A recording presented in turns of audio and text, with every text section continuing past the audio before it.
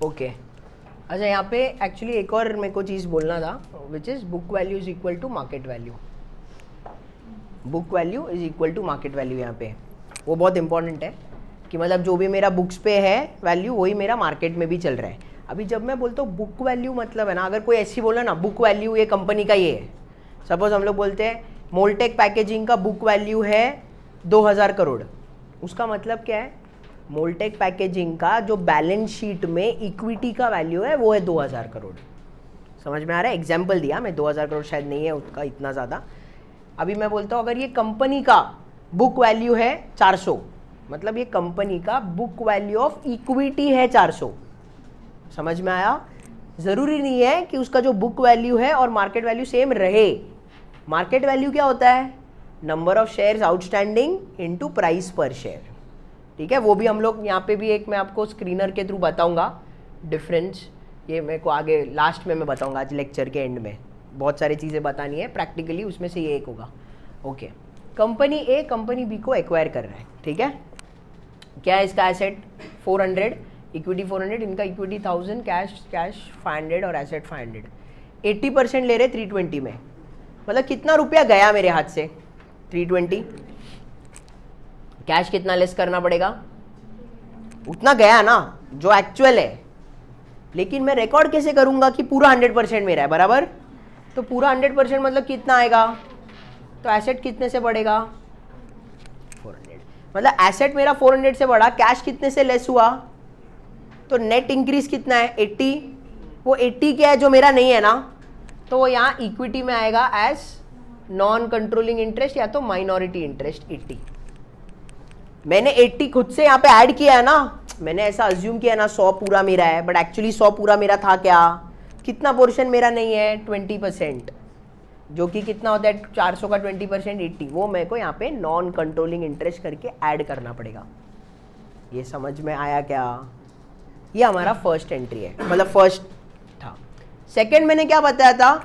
ए अगर बी को एक्वायर कर रहा है 80%, लेकिन कितना रुपया देके? 350 देता, तो कंपनी ए का बैलेंस शीट कैसे बनता? तो इक्विटी उसका कितना था? 1000, कैश है उसका 500 और एसेट है उसका 500। कभी भी याद रखना ये इक्विटी यहाँ पे नहीं आता है ऐसा 400 करके, हम लोग एसेट लेते हैं और लायबिलिटी लेते हैं और उसके अगेंस्ट अपन कैश देते हैं, तो ऐसे एंट्री होता है, ना कि ऐसे कि इक्विटी यहाँ पे आएगा। इक्विटी हमेशा टैलिंग फिगर रहता है, इक्विटी हमेशा टैलिंग फिगर रहता है, याद रखना। यहाँ पे क्या हो रहा है? 320 की जगह 350 दे रहे हैं ना, तो मेरा कैश कितना कम होएगा? 350।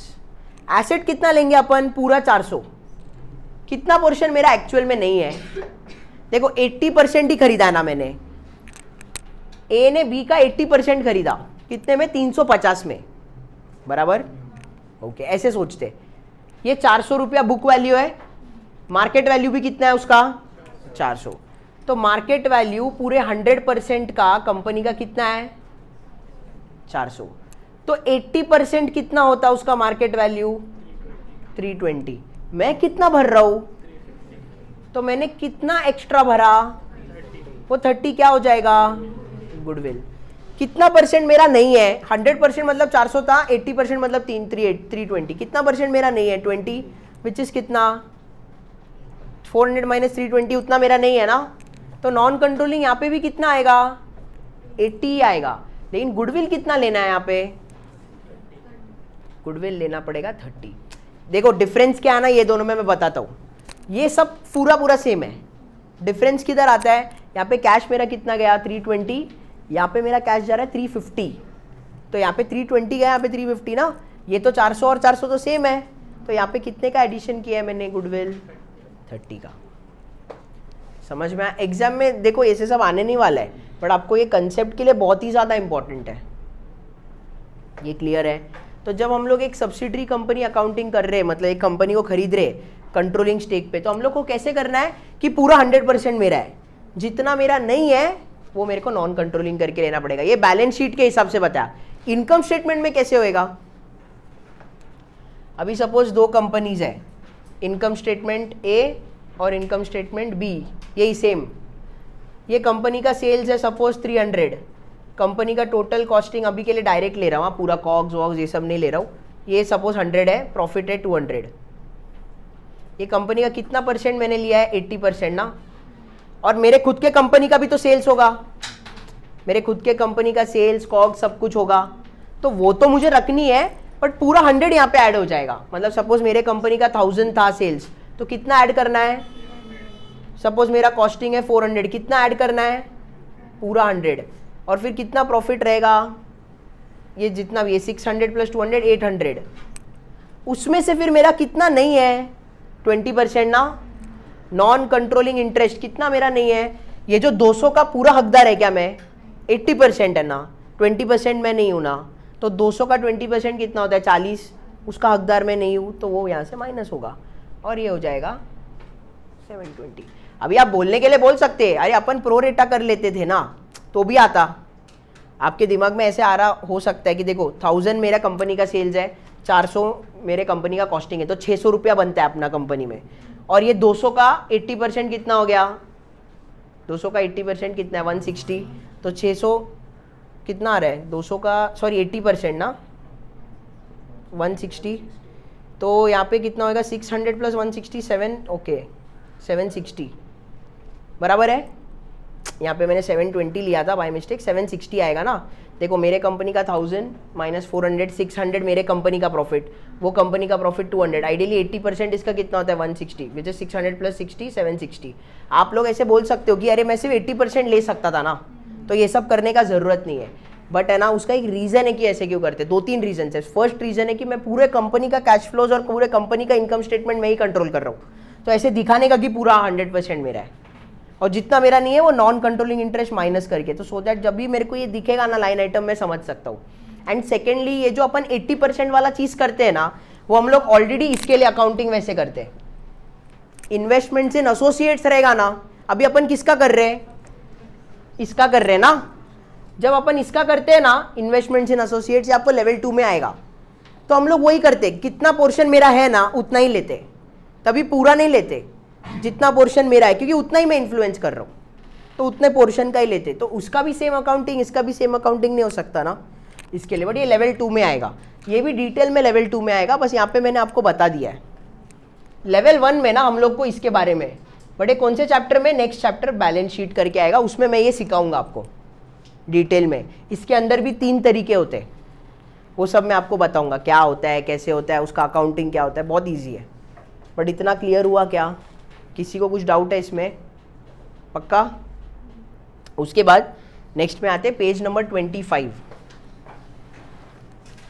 पेज नंबर 25 में फिगर 18.1 है, देखो मल्टी स्टेप इनकम स्टेटमेंट दिख रहा है, multi step income statement.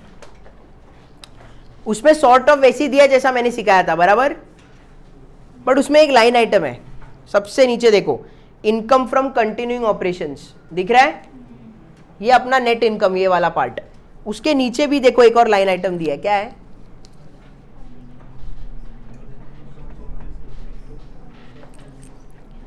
Earnings from discontinued operations net of tax, बराबर। अभी है ना, ये क्या होता है मैं थोड़ा डिटेल में बताता हूँ, सुन लो। अभी नॉर्मली कंपनी एक ही बिजनेस चलाता है और उसी पे फोकस करता है, बट अज्यूम करो 2 लाइन ऑफ बिजनेस है, एक में वो कैलकुलेटर बेचता है, एक में बॉटल्स बेचता है। वो कंपनी है, 2 लाइन ऑफ बिजनेस है, कैलकुलेटर और बॉटल, ठीक है, डेलिबरेटली अलग अलग लिया है।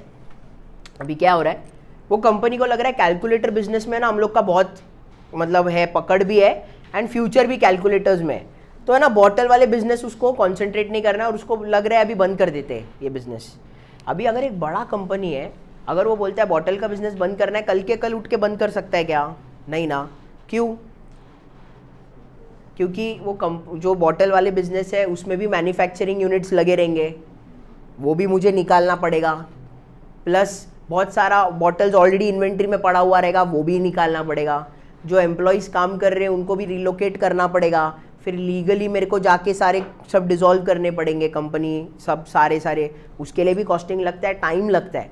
तो क्या होता है, सपोज मैं डिसाइड करता हूँ कि मेरे को आज की सपोज 1 जैन को मैं डिसाइड करता हूँ, तो सपोज ऐसे समझते 1 अप्रैल 2021 को मैं डिसाइड करता हूँ कि ये वाला बिजनेस मुझे बंद करना है, तो वो नेक्स्ट ईयर जाके कभी बंद होएगा, बट वो अभी आज मैंने डिसाइड कर दिया ना, बंद होने को 1 साल 1.5 साल लग जाता है। तो तब तक जब तक मैंने डिसाइड तो कर दिया बंद करना है, लेकिन तभी भी तो मुझे उधर से प्रॉफिट्स या लॉस हो सकता है ना, क्योंकि इन्वेंट्री में बेचना है, सारी चीज़ें बेचनी है कि नहीं। तो वो जब भी मैं बेचने के फेस में रहेगा तभी भी तो हो सकता है। तो जब भी मैं डिसाइड करता हूँ ना, 1 अप्रैल 2021 को मैं डिसाइड करता हूँ कि भाई अभी मेरे को ये बिजनेस बेचनी है, वो हो गया मेरा मेजरमेंट डेट। जब 1 साल लगा 1.5 साल लगा उसको हम बोलते हैं फेज आउट पीरियड, और उसके बाद एक्चुअल हो गया कंप्लीट। अभी एज एन इन्वेस्टर तुम लोग सोचो, एज एन इन्वेस्टर तुम लोग सोचो, तुम लोगों को ये बिजनेस जो है बॉटल बिजनेस है उसका क्या फ्यूचर है, उसमें से कितना प्रॉफिट हो रहा है, लॉस हो रहा है, एकदम नुआंसेस में जाने का जरूरत है क्या? आप बोलोगे कि अरे मुझे बता इसमें कितना नुकसान है तेरा, या प्रॉफिट हो रहा है तो कितना हो रहा है, मुझे सिर्फ फाइनल अमाउंट बता, क्योंकि इससे मेरे को एक एक लाइन आइटम जाननी नहीं है कि तेरा ग्रॉस प्रॉफिट मार्जिन क्या है, क्योंकि आगे होने नहीं वाला है। एक इन्वेस्टर फ्यूचर देखता है, फ्यूचर में तो ये बिजनेस बंद है, तो मेरा एज एन इन्वेस्टर मेरा पूरा फोकस ये वाले बिजनेस में होगा। जो ये कौन सा बिजनेस है अपना, कैलकुलेटर। जैसा ये कैलकुलेटर का पूरा बनाया रहेगा वैसे ही वो बॉटल बिजनेस का भी तो पूरा बनाया होगा ना, सेल्स, कॉग्स, जीपी, ये सारे चीज़ें, ईबीआईटी, फिर इंटरेस्ट, ईबीटी, टैक्स और नेट इनकम, इसके भी तो बनाया होगा इंटरनली कंपनी ने, है कि नहीं। बट एज एन इन्वेस्टर मुझे ये सब जानने का इंटरेस्ट रहेगा क्या? नहीं, क्योंकि ये तो बंद होने वाला है ना। तो एज एन इन्वेस्टर मेरे को सिर्फ इंपॉर्टेंट है कि ये बता भाई कि तू कितना नुकसान कर रहा है बिजनेस में, क्योंकि नुकसान बहुत ज़्यादा होएगा तो फिर ये बिजनेस में इंपैक्ट पड़ेगा उसका, है कि नहीं। तो मेरे को एज एन इन्वेस्टर ये वाला लाइन आइटम से ही बहुत लेना देना रहेगा, है कि नहीं। तो ये क्या है, net income from discontinued operations. भले ये डिसकंटिन्यू किया है, इसको 1 साल लगेगा ना पूरा बंद करने के लिए, तो तब तक जो भी प्रॉफिट लॉस हो रहा है उसको बोलेंगे net income from discontinued operations. ये क्या है मेरा, net income from continuing operations. मेरा जो टोटल नेट इनकम रहेगा वो ये दोनों को ऐड करके रहेगा। तो क्या करते हैं मालूम है क्या, जो कैलकुलेटर बिजनेस है ना, जो आगे फ्यूचर में चलने वाला है उसका पूरा डिटेल देते हैं। फिर जो बंद होने वाला है ना उसका एक लाइन आइटम करके नहीं देंगे, क्या करेंगे, ये जो पार्ट है ना वो यहाँ पे दे देंगे, net income from discontinued operations करके दे देंगे, एंड फिर आ जाएगा यहाँ पे टोटल नेट इनकम। समझा। तो वो जो लाइन आइटम है ना, earnings from discontinued operations net of tax, it is nothing but net income from discontinued operations. ऐसे समझ में आया क्या? ये भी समझ में आना चाहिए कि क्यों कंपनी ऐसे करता है। क्लियर है 100%? ओके। उसके बाद अभी हम लोग आगे चलते हैं। ग्रॉस प्रॉफिट, ऑपरेटिंग प्रॉफिट सब तो मैंने बता दिया है। अभी आ जाओ पेज 26 पे। Page 26, revenue recognition. ये ना लास्ट लेक्चर में भी बेसिक्स में मैंने बताया था, रेवेन्यू कब रिकॉग्नाइज करते हैं हम लोग और कैसे करते हैं। मैंने अगर प्रोडक्ट बेचा या मैंने अगर सर्विस प्रोवाइड कर दी तो रेवेन्यू आ जाएगा, है कि नहीं। बराबर, पैसा आया नहीं आया उससे फर्क नहीं पड़ता है। मैंने प्रोडक्ट या सर्विस दिया तो आ जाएगा इनकम स्टेटमेंट में, बराबर। कभी कभी ऐसा भी होता है कि मैंने प्रोडक्ट या सर्विस दिया नहीं लेकिन पैसे आ गया, उसको क्या बोलते हैं, अनअर्न्ड रेवेन्यू, वो भी यहाँ पे दिया हुआ है। तो अभी है ना उन लोगों ने थोड़ा थियरी पॉइंटर्स दिया है, एक बार रीड कर लेते हैं। पेज नंबर 26 थर्ड पैराग्राफ में दिया है, the converged, fourth paragraph actually, the converged standards identify a 5-step process for recognizing revenue. First है identify the contract with the customer. Customer के साथ क्या कॉन्ट्रैक्ट हुआ है, 10 लाख यूनिट बेचनी है, ये कॉन्ट्रैक्ट है। सेकेंड, आइडेंटिफाई दी सेपरेट और distinct performance obligation. Performance obligation मतलब क्या, अगर तुम लोग का ये लेवल ऑफ क्वालिटी है तो तुम लोग को में भी ज़्यादा सेलिंग प्राइस मिल सकता है। तो ये सब कब आता है मालूम है, परफॉर्मेंस ऑब्लिगेशन कब आता है, जब तुम लोग है ना कोई एक लंबा प्रोजेक्ट ले रहे हो तभी परफॉर्मेंस ऑब्लिगेशन आता है। फॉर एग्जाम्पल अभी फाइनेंस में ना ऐसा हो सकता है कि तुम्हारा क्लाइंट एक यूएस बेस्ड क्लाइंट है, उनके लिए तुम लोग फाइनेंशियल मॉडल्स बना रहे हो, ठीक है, कोई एक कंपनी का रिसर्च रिपोर्ट बना रहे हो, तो वो रिपोर्ट का क्वालिटी के हिसाब से आपको पैसे दे सकते हैं। परफॉर्मेंस ऑब्लिगेशन मतलब वो लोग बोलेंगे 10 दिन के अंदर ये लेवल ऑफ क्वालिटी अगर आप बनाते हो तो इतना पैसा, लेकिन अगर 10 की जगह 20 दिन लगा दोगे तो वो परफॉर्मेंस ऑब्लिगेशन नहीं मिलेगा। समझ में आया, वो जरूरी नहीं है हमेशा होता है परफॉर्मेंस ऑब्लिगेशन, तो यहाँ पे दिया है। थर्ड पॉइंट है determine the transaction price. Obviously ना, तुम लोग को सेल करना है तो ट्रांजैक्शन सेलिंग प्राइस क्या है वो तो पता होना चाहिए। फिर फोर्थ है allocate the transaction price to performance obligations in the contract, मतलब परफॉर्मेंस ऑब्लिगेशन अगर किया तुम लोग ने 10 दिन के अंदर तो कितना, नहीं हुआ तो कितना वो। फिफ्थ है recognise revenue when or as the entity satisfies a performance obligation, मतलब जैसे ही तुम लोग ने सर्विस या गुड्स दिया तब तुम रिकॉग्नाइज कर सकते हो।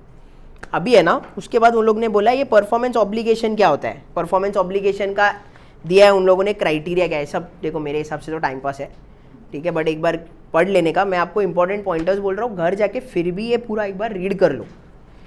Performance obligation is a promise to deliver a distinct good or service. अभी a distinct good or service is one that meets the following criteria. First is customer can benefit from the goods or service on its own or combined with other resources that are readily available. वो goods एक calculator हो सकता है जो तुम लोग को direct benefit करेगा, या तो बैटरी हो सकता है जो डायरेक्ट नहीं बेनिफिट करेगा बट वो आप कैलकुलेटर में डालोगे तो बेनिफिट करेगा। ऐसे सब है, ये थियरी है, मेरे हिसाब से तो नहीं आएगा, ठीक है। बट अभी इंपॉर्टेंट पॉइंट क्या था कि अभी तक हम लोग ने जो मैंने आपको एग्जाम्पल्स दिया उसमें कैसे दिया है कि भाई डायरेक्ट मैंने आपको सर्विस प्रोवाइड की या तो मैंने प्रोडक्ट दिया, बराबर। बट कभी कभी यूनिक सर्कमस्टांसेस रहते हैं, जैसे फॉर एग्जाम्पल अभी तुम लोग गवर्नमेंट के साथ टेंडर भरते हो, कंस्ट्रक्शन है रोड का या जो भी, मतलब रोड बिल्डिंग्स जो भी, ये 1 साल के अंदर अंदर हो जाता है क्या? नहीं ना, इसमें क्या होता है 2 साल 3 साल लग जाता है। तुम लोग को वेयर हाउसिंग करना है किसी का, फैक्ट्री डालना है किसी का, 1 साल के अंदर हो जाता है? नहीं ना, 3 साल 4 साल भी लग जाता है कि नहीं? तो जब ऐसे सिचुएशंस पे तुम लोग कैसे रेवेन्यू रिकॉग्नाइज करोगे? क्योंकि ऐसा देखो, अगर तुम लोग को लग रहा है 3 साल का काम है, फर्स्ट ईयर में तुमने 50% काम खत्म कर दिया, तो 50% काम खत्म कर दिया तो 50% का रेवेन्यू लेना पड़ेगा ना। तो वो सब कैसे अकाउंटिंग करना है ना, वो दिया है यूनिक सर्कमस्टेंसेस में, पेज नंबर 27 और 28। तो कैसे करेंगे तुम लोग है ना, 2-2 करके पहले पढ़ोगे, उसके बाद मैं आपको पूरा सिखाऊंगा, ताकि मैं अभी डायरेक्ट बताऊंगा ना तो तुम लोग को लगेगा हाँ इजी है, बट मैं चाहता हूं तुम लोग एक बार रीड करो, रीड करने के बाद मैं आपको एक्सप्लेन करूंगा, ठीक है।